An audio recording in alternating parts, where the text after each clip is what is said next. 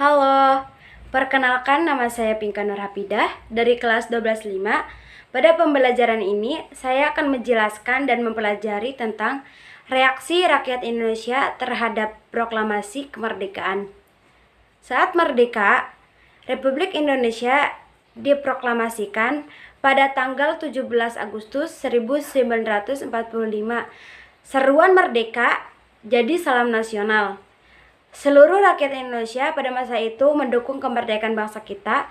Kebayang gak jika sakralnya momen tersebut pada saat itu? Kalau kamu masih hidup di masa proklamasi kemerdekaan, kira-kira reaksi apa yang akan kamu tunjukkan? Bangga, senang, atau malah menangis terharu saking bahagianya?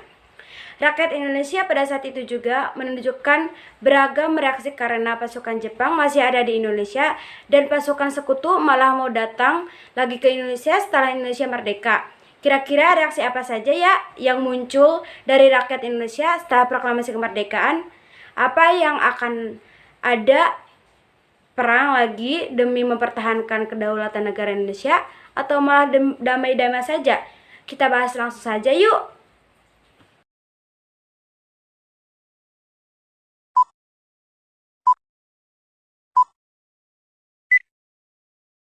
Komite Van Aksi.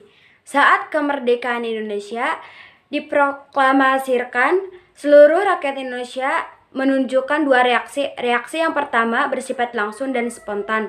Sementara reaksi yang kedua, rakyat Indonesia bereaksi dengan melucuti senjata pasukan Jepang dan mengambil alih aset Jepang. Rakyat Indonesia pada saat itu secara langsung dan spontan membentuk komite dan akti atau komite Van Aksi. Komite ini didirikan oleh Sukari dan Adam Malik pada tanggal 2 September 1945. Komite Van Aksi berisi utusan laskar berjuangan yang terdiri dari berbagai organisasi seperti Angkatan Pemuda Indonesia (API), Barisan Rakyat Indonesia (BARA), dan Barisan Buruh Indonesia (BBI). Selanjutnya, dukungan pemimpin karesidenan.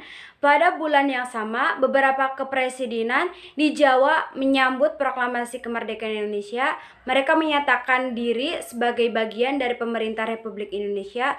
Mereka juga mengancam akan melakukan tindakan yang tegas dan keras bila ada yang menantang pemerintahan Republik Indonesia.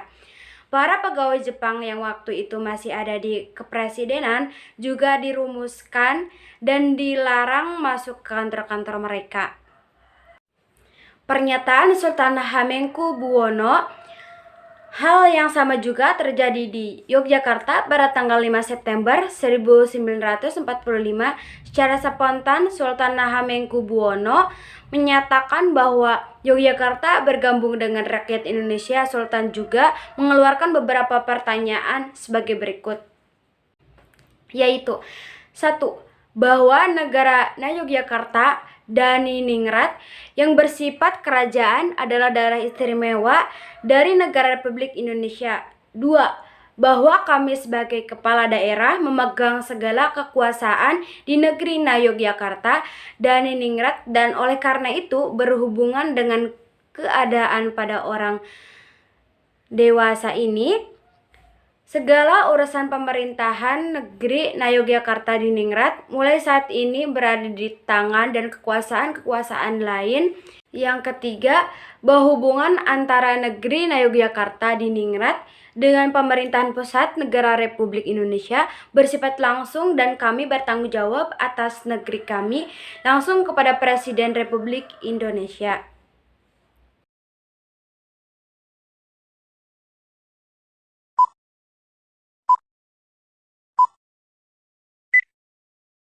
Selanjutnya yaitu pelopor lapangan Ikada.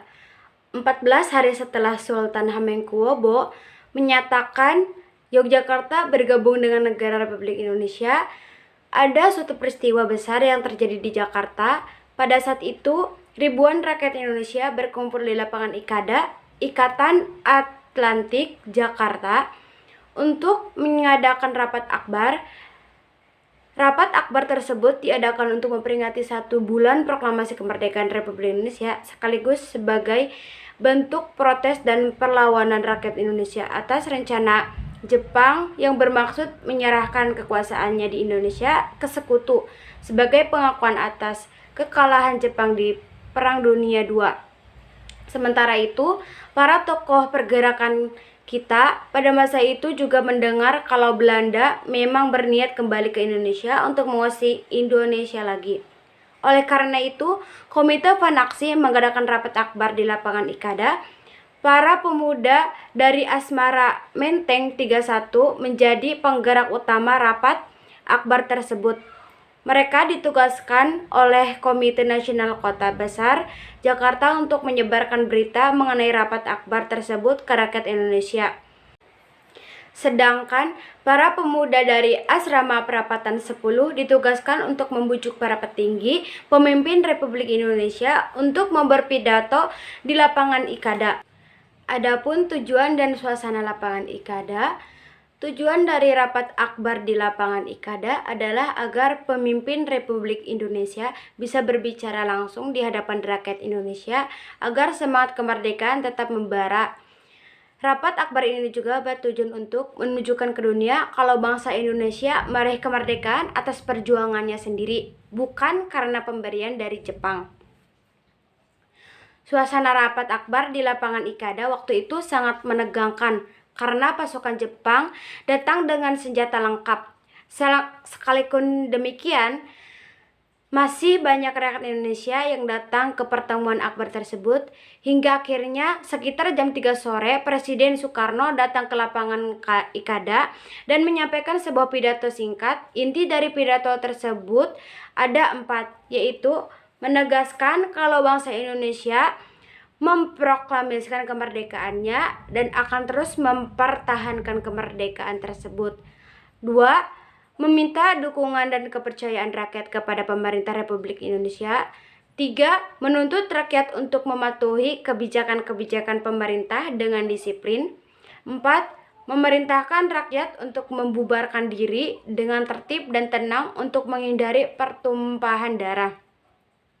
Jadi, begitulah beragam demonstrasi yang ditunjukkan oleh rakyat Indonesia saat kemerdekaan Republik Indonesia diproklamirkan.